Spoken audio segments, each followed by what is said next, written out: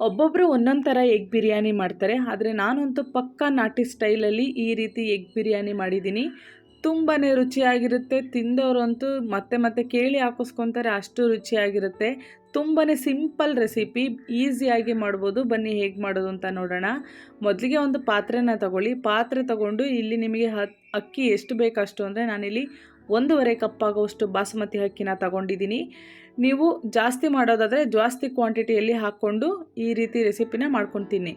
ಈಗ ನಾನು ಇದನ್ನು ಕಂಪ್ಲೀಟಾಗಿ ನೀಟಾಗಿ ಒಂದು 2 ಬಾರಿ ನೀಟಾಗಿ ವಾಶ್ ಮಾಡ್ಕೊತೀನಿ. ಅಂದರೆ ನಾವು ಬಿರಿಯಾನಿ ಮಾಡುವಾಗ ಮಾಡಬೇಕಾದಂಥ ಮೇಯ್ನ್ ಕೆಲಸನೇ ಅಕ್ಕಿನ ಮೊದಲಿಗೆ ತೊಳೆದಿಟ್ಟು ಒಂದು 10 ನಿಮಿಷ ನೆನೆಸ್ಬೇಕು.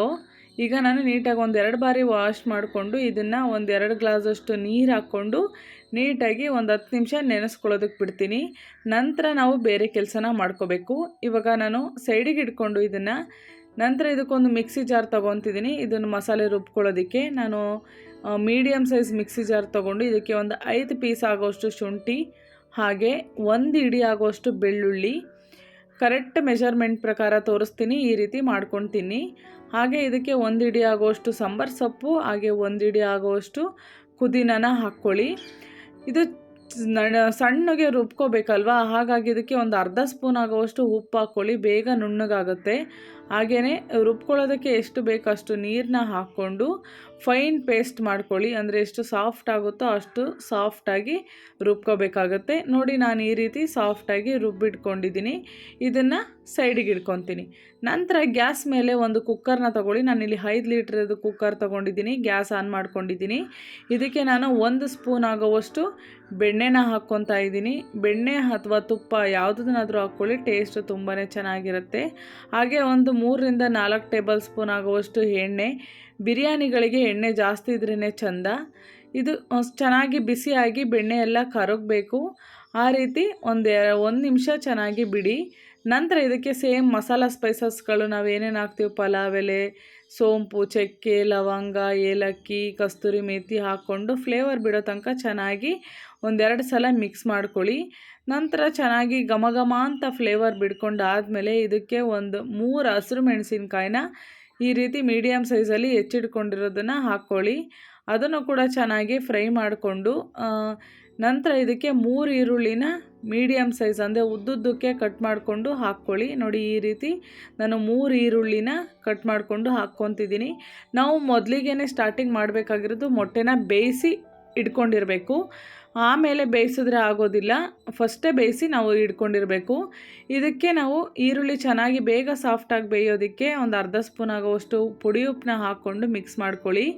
ನಂತರ ಸಾಫ್ಟ್ ಆದಮೇಲೆ ಇದಕ್ಕೆ ಒಂದು 2 ಟೊಮೊಟೊನ ಹಾಕ್ಕೊಂಡು ಚೆನ್ನಾಗಿ ಮಿಕ್ಸ್ ಮಾಡ್ಕೋಬೇಕು. ಸಾಫ್ಟ್ ಆಗೋ ತನಕ ಸಾಕು. ಆಮೇಲೆ ನಾವು ಮಸಾಲೆ ಎಲ್ಲ ಹಾಕಾದ್ಮೇಲೆ ಜಾಸ್ತಿ ಸಾಫ್ಟ್ ಆಗುತ್ತೆ. ನೋಡಿ, ಈ ರೀತಿ ಸಾಫ್ಟಾಗಿ ಸ್ವಲ್ಪ ಬೆಂದಿದೆ ಅಂತ ಅನಿಸುತ್ತಲ್ಲ, ಆವಾಗ ನೆಕ್ಸ್ಟು ನಾವು ರುಬ್ಬಿಟ್ಕೊಂಡಿರೋ ಅಂತಹ ಮಸಾಲೆನ ಹಾಕ್ಕೊಳ್ಳೋಣ.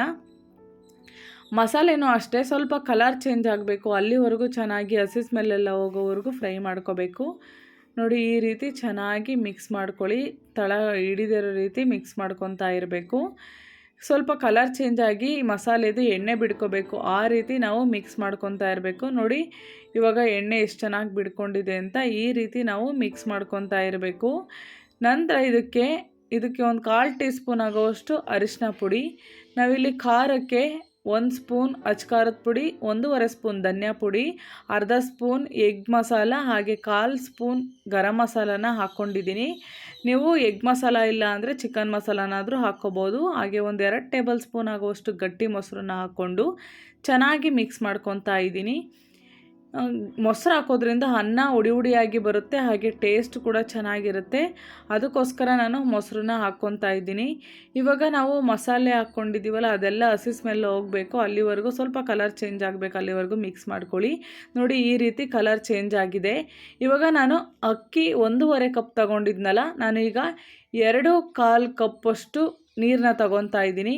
ನಾವು ಏಕೆ ಅಂದರೆ ಅಕ್ಕಿನ ನೆನೆಸಿಟ್ಟಿರೋದ್ರಿಂದ 10 ನಿಮಿಷ, ಹಾಗಾಗಿ ಅನ್ನ ಬೇಗ ಬೆಂದ್ಬಿಡುತ್ತೆ. ಹಾಗಾಗಿ ನೀರನ್ನ ನಾವು ಕಮ್ಮಿ ಕ್ವಾಂಟಿಟಿಲಿ ಹಾಕ್ಕೋಬೇಕಾಗುತ್ತೆ. ನಾನಿಲ್ಲಿ 1.5 ಕಪ್ ಬಾಸುಮತಿ ರೈಸಿಗೆ 2.25 ಕಪ್ ಆಗೋವಷ್ಟು ನೀರನ್ನ ಹಾಕ್ಕೊಂಡು ಚೆನ್ನಾಗಿ ಮಿಕ್ಸ್ ಮಾಡ್ಕೊತಾ ಇದ್ದೀನಿ. ಹಾಗೆ ಇದು ಚೆನ್ನಾಗಿ ಕುದಿ ಬರಬೇಕು, ಅಲ್ಲಿವರೆಗೂ ಮಿಕ್ಸ್ ಮಾಡ್ಕೊತಾ ಇರಬೇಕು. ಕುದ್ದಾದಮೇಲೆ ಇದಕ್ಕೆ ನಾವು ನೆನೆಸಿಟ್ಟಿರೋವಂಥನ ಅಕ್ಕಿನ ಹಾಕ್ಕೋಬೇಕು. ಅಕ್ಕಿ ಹಾಕ್ಕೊಂಡು ಈ ರೀತಿ ಚೆನ್ನಾಗಿ ಮಿಕ್ಸ್ ಮಾಡಿಕೊಂಡು ಒಂದು ಸಲ ಈ ರೀತಿ ಮತ್ತೆ ಕ್ಯಾಪ್ನ ಕ್ಲೋಸ್ ಮಾಡಿ ಅಕ್ಕಿ ಕುದೀತಾ ಬರಬೇಕು ಮೇಲೆ. ಆ ರೀತಿವರೆಗೂ ನಾವು ಹಾಗೇ ಕ್ಯಾಪ್ ಕ್ಲೋಸ್ ಮಾಡದಿರೋ ರೀತಿ ಬೇಯಿಸ್ಕೊತಿರ್ಬೇಕು. ನೋಡಿ ಇವಾಗ ಆಲ್ಮೋಸ್ಟ್ ಅಕ್ಕಿ ಮೇಲೆ ಬರ್ತಾ ಇದೆ ಬೆಂದು. ಇದಕ್ಕೆ ನಾವಿವಾಗ ಒಂದು ಅರ್ಧ ಸ್ಪೂನ್ ಆಗೋವಷ್ಟು, ಅಂದರೆ ಅರ್ಧ ಹೋಳಾಗೋವಷ್ಟು ನಿಂಬೆ ರಸನ ಇವಾಗ ಹಾಕ್ಕೊಂಡ್ರೆ ಚೆನ್ನಾಗಿರುತ್ತೆ ಟೇಸ್ಟು. ನಾನಿವಾಗ ಅರ್ಧ ಹೋಳು ನಿಂಬೆ ರಸನ ಹಾಕ್ಕೊತಿದ್ದೀನಿ. ನಂತರ ಇದಕ್ಕೆ ನಾವು ಬೇಯಿಸಿಟ್ಕೊಂಡಿರೋಂತಹ ಮೊಟ್ಟೆಗಳನ್ನ ಹಾಕ್ಕೋಬೇಕು. ನಿಂಬೆ ರಸ ಹಾಕಾದ್ಮೇಲೆ ಒಂದು ಸಲ ಈ ರೀತಿ ಚೆನ್ನಾಗಿ ತಿರುಗಿಸ್ಕೊಂಡು ಬೇಯಿಸಿಟ್ಕೊಂಡಿರೋಂತಹ ಮೊಟ್ಟೆನ ಹಾಕ್ಕೊಳ್ಳಿ. ನಾನಿಲ್ಲಿ 5 ಮೊಟ್ಟೆನ ಬೇಯಿಸಿಟ್ಕೊಂಡು ಸಿಪ್ಪೆ ತೆಗೆದು ನೀಟಾಗಿ ಹಾಕ್ಕೊತಾ ಇದ್ದೀನಿ. ನಾವು ಈ ರೀತಿ ಮೇಲೆ ಹಾಕೋದ್ರಿಂದ ಮೊಟ್ಟೆಗಳು ತಳಕ್ಕೆ ಹೋಗೋದಿಲ್ಲ, ಹಾಗಾಗಿ ತಿರುಗಿಸ್ಬೇಕಾದ್ರೆ ಪುಡಿ ಪುಡಿ ಆಗೋದಿಲ್ಲ. ಈಗ ನಾವು ಇದೇ ರೀತಿ ಬಿಟ್ಟು ಈಗ ನಾವು ಕುಕ್ಕರ್ ಕ್ಯಾಪ್ನ ಕ್ಲೋಸ್ ಮಾಡಿ ಒಂದು ವಿಷಲ್ ಕೂಗಿಸ್ಕೊಳ್ಳೋಣ ಸಾಕು. ಏಕೆಂದರೆ ಆಲ್ಮೋಸ್ಟ್ 50% ರೈಸು ಬೆಂದಿದೆ, ಹಾಗಾಗಿ ಒಂದು ವಿಷಲ್ ಅಷ್ಟೇ ಕೂಗಿಸ್ಕೋಬೇಕು. ನಾನಿವಾಗ ಒಂದು ವಿಷಲ್ ಕೂಗಿಸ್ಕೊಂಡು ಕುಕ್ಕರ್ ಕ್ಯಾಪ್ನ ತೆಗಿತಿದ್ದೀನಿ. ನೋಡ್ತಿರ್ಬೋದು ಅನ್ನ ಎಷ್ಟು ಸಖತ್ತಾಗಿದೆ. ಮೊಟ್ಟೆ ಕೂಡ ಹಾಗೇ ಮೇಲೇ ಇದೆ, ಜಾಸ್ತಿ ಕೆಳಗೂ ಹೋಗಿಲ್ಲ. ಅನ್ನ ಕೂಡ ತುಂಬಾ ಹುಡಿಯಾಗಿತ್ತು. ಟೇಸ್ಟ್ ಕೂಡ ತುಂಬಾ ರುಚಿಯಾಗಿರುತ್ತೆ. ಈ ರೀತಿ ಮಾಡ್ಕೊಂಡು ತಿಂದರೆ ಮನೆಯವರು ಕೂಡ ತುಂಬಾ ಇಷ್ಟಪಟ್ಟು ತಿಂತಾರೆ, ಅಷ್ಟು ಸಖತ್ತಾಗಿರುತ್ತೆ. ಯಾರಿಗೆಲ್ಲ ನನ್ನ ಚಾನಲ್ ಇಷ್ಟ ಆಯಿತೋ ದಯವಿಟ್ಟು ಚಾನಲ್ ಸಬ್ಸ್ಕ್ರೈಬ್ ಮಾಡಿ. ಹಾಗೆ ನಾವು ಸಂಡೇ ಫ್ರೀ ಇದ್ದಾಗ ಈ ರೀತಿ 4 ಮೊಟ್ಟೆ ಇದ್ದರೆ ತುಂಬಾ ರುಚಿಯಾಗಿ ನಾಟಿ ಸ್ಟೈಲ್ ಎಗ್ ಬಿರಿಯಾನಿ ಮಾಡ್ಕೊಂಡು ತಿನ್ಬೋದು. ನೋಡ್ತಿರ್ಬೋದು ಅನ್ನ ಎಷ್ಟು ಸಖತ್ತಾಗಿ ಬೆಂದಿದೆ, ಹಾಗೆ ಟೇಸ್ಟ್ ಕೂಡ ultimate. Thank you for watching.